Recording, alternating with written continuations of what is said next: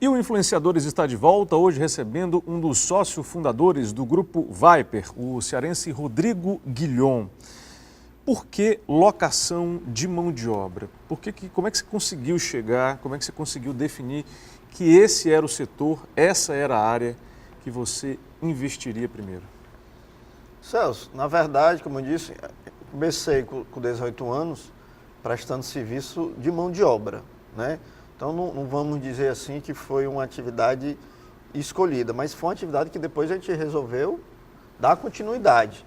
Mas inicialmente, vamos dizer que, não vou dizer que caiu de paraquedas, mas foi uma atividade que surgiu oportunidade.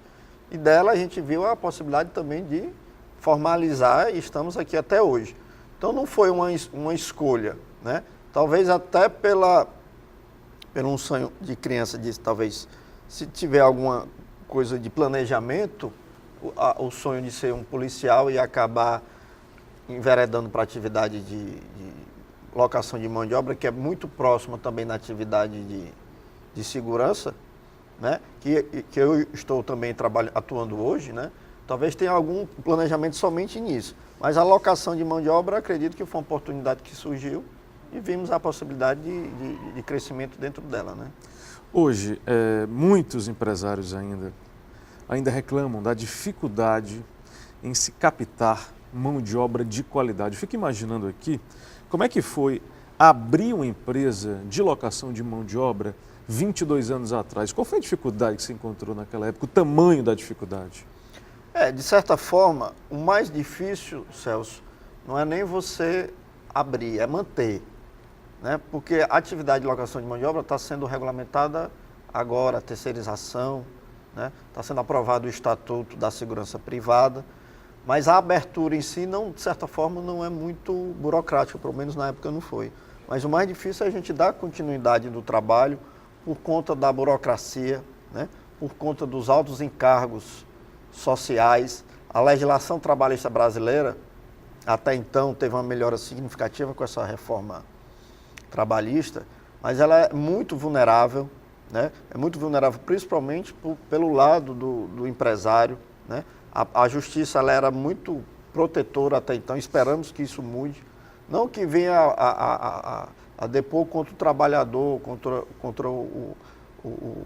as classes mais necessitadas, mas pela instabilidade que trazia para nós, né? Um trabalhador, muitas vezes, obviamente, não idôneo, se ele chegasse na justiça de trabalho dizendo que tinha trabalhado tantas horas extras, você que tinha que provar ao contrário.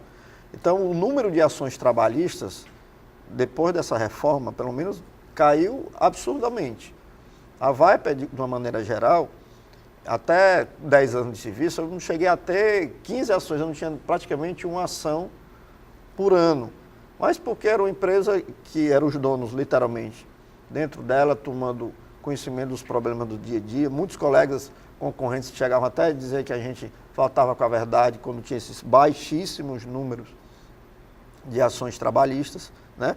Mas com 10, 12 anos de atividade, teve um crescimento significativo, até pela rotatividade da mão de obra, né?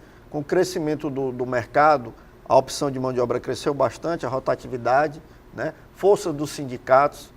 Hoje, infelizmente, os sindicatos laborais, eu digo isso hoje, pelo menos até um pouco tempo atrás, antes da reforma, eles eram os maiores influenciadores das questões trabalhistas. Né? Eles ficavam questionando o trabalhador, tem certeza que não tem isso, que falta aquilo outro. Então, isso, de certa forma, essa instabilidade prejudica não só a atividade de mão de obra, como o empreendedorismo no Brasil. Eu até acredito que muitas empresas multinacionais ainda não investam mais no Brasil, principalmente pela essa fragilidade da legislação trabalhista. E aí vocês iniciam o negócio, né, com a alocação de mão de obra. Em que momento vocês resolvem ampliar o leque de serviços oferecidos pela empresa? Pois é, logo com praticamente menos de 2 anos, como a gente começou a alocar mão de obra também para condomínios, né? Sim.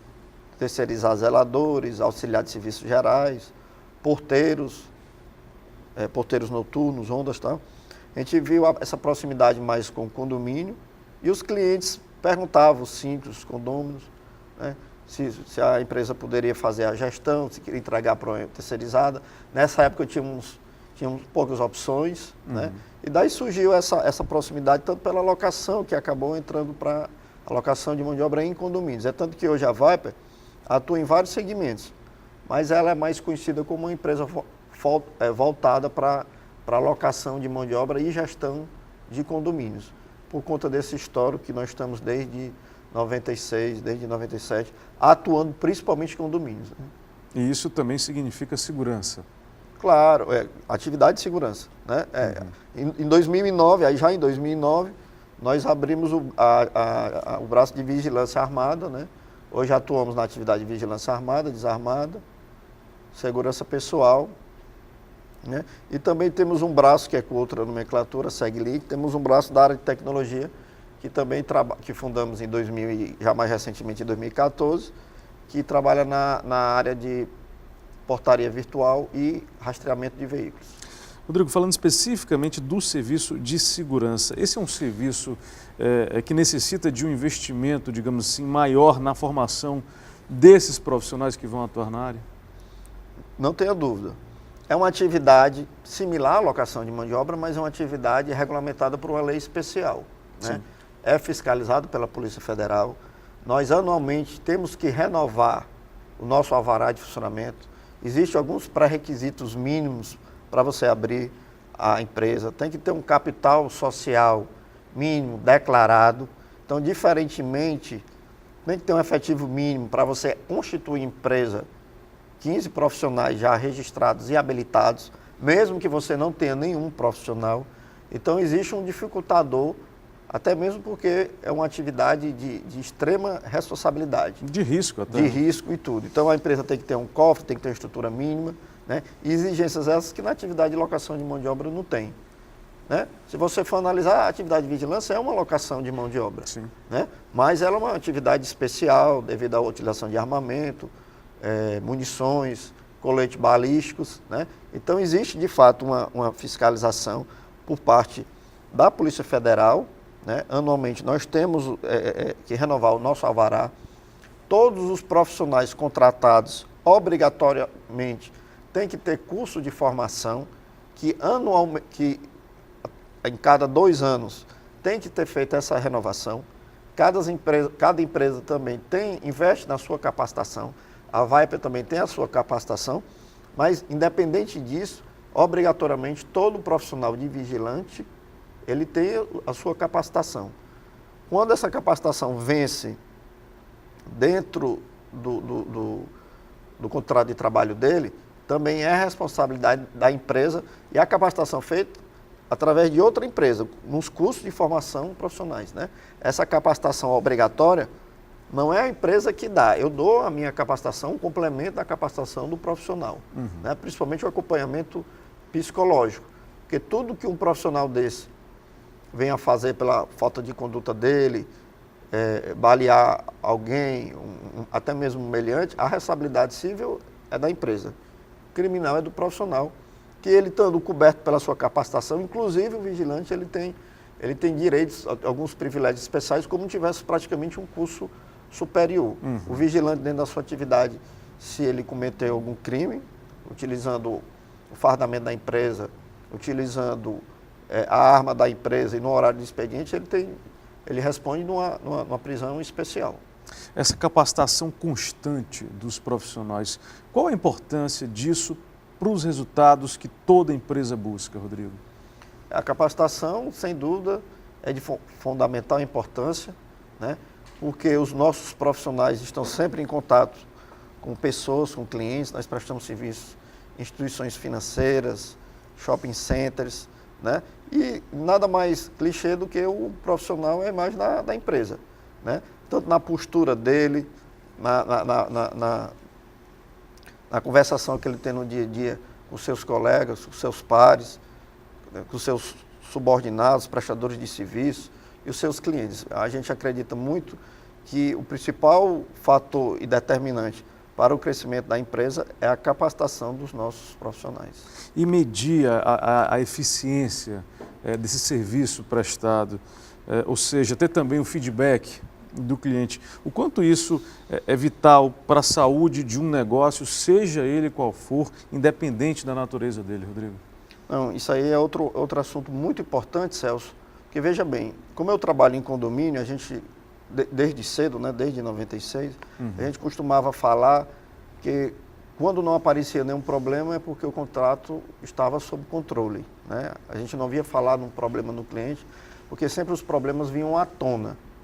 Isso na área condominial, porque de certa forma o condomínio são vários proprietários, apesar de ter o síndico, que é o preposto legal, o responsável legal, perante a legislação, mas a gente achava que quando não tinha muita reclamação, muito envolvimento, é que o contrato estava sob controle.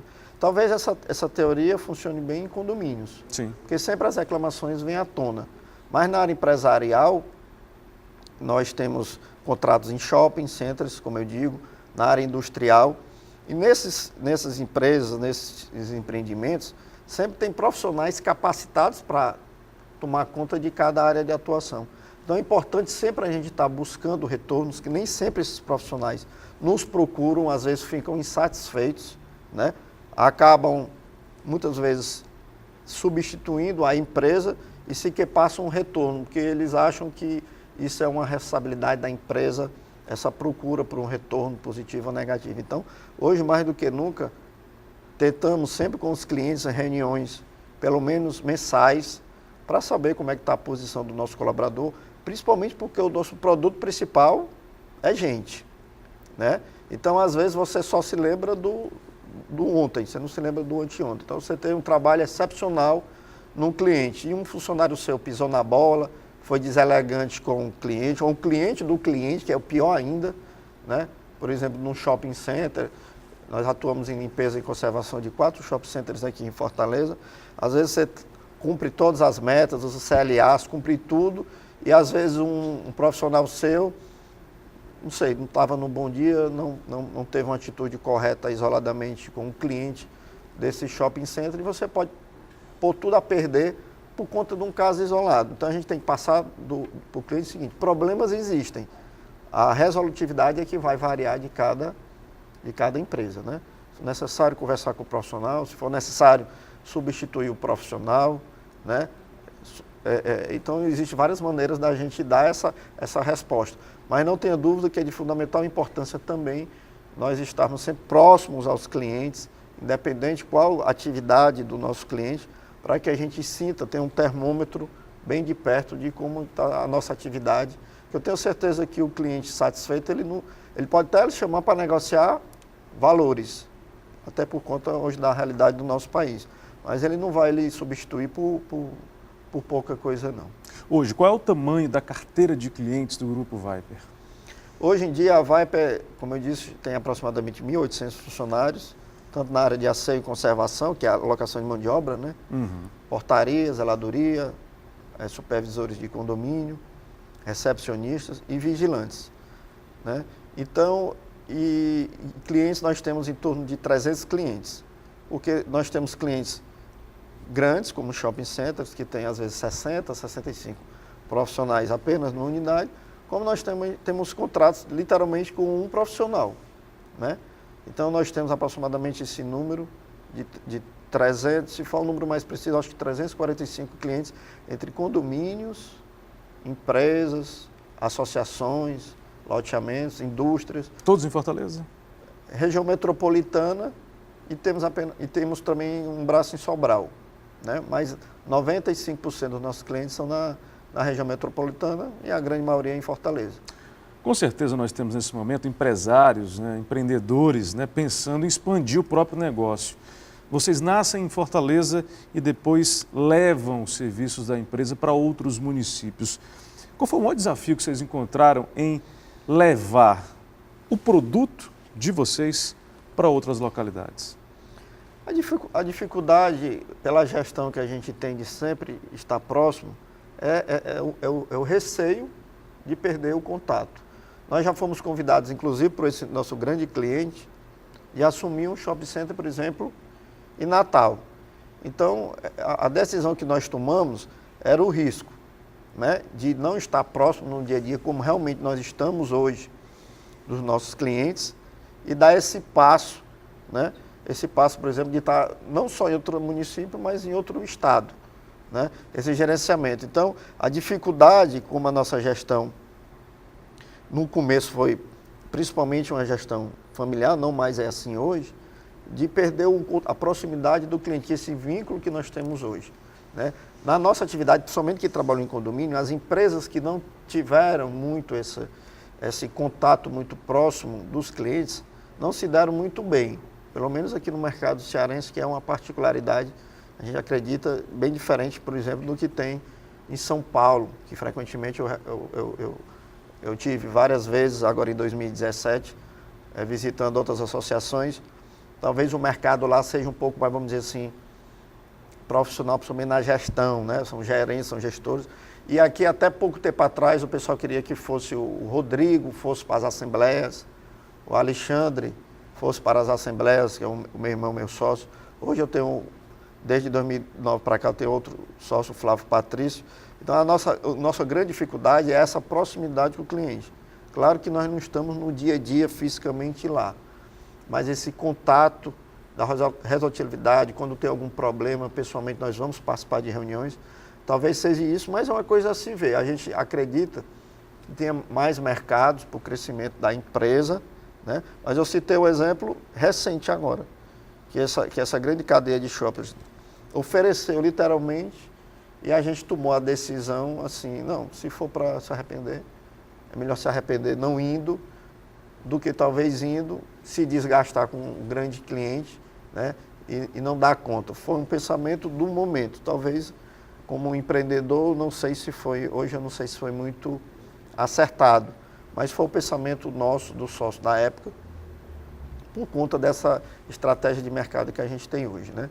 Então, nós não trabalhamos zero contratos públicos, então a Viper tem uma capilaridade grande. Isso é positivo, porque por mais que você perca um contrato ou outro, você não sente financeiramente as finanças. Então, como eu disse, eu tenho 340 clientes, então você perde um, ganha 2, 3, e aí vai equilibrando financeiramente as finanças.